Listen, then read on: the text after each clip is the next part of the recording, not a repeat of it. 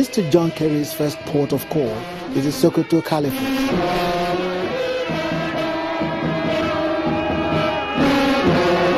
And the Sultan of Sokoto, Alhaji Saad Abubakar, and other religious leaders give him a rousing welcome as he makes his entry into the palace.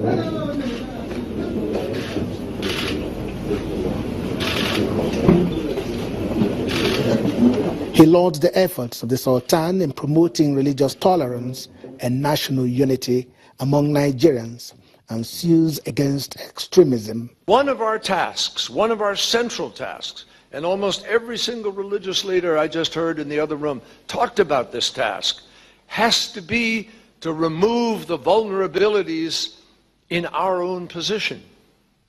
To effectively counter violent extremism, we have to ensure that military action is coupled with a reinforced commitment to the values this region and all of Nigeria has a long legacy of supporting.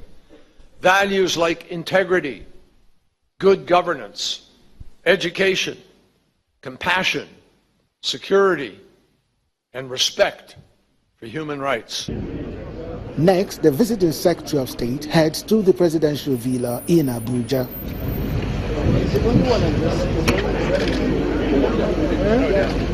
He was received by the state chief of protocol, Ambassador Lawal Kazaure, who leads him upstairs in the president's office for a meeting with Nigeria's President Muhammadu Buhari.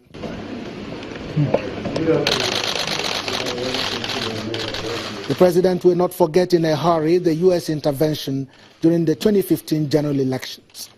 He pledges to deepen the anti-corruption crusade and thanks the U.S. for their support in the fight against Boko Haram insurgency, promising not to use force on the Niger Delta militants except when constrained to do so.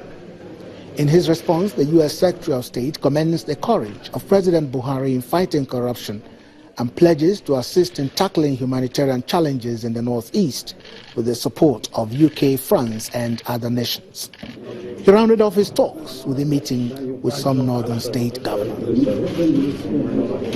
The visit of the U.S. Secretary of State is entirely to show a commitment of the United States to the development of the Nigerian nation. But many political watchers will be saying that these meetings will not be reduced to mere talk shops. And so it is time to walk the talk. Chukwuma Onwekusi, Channels Television News.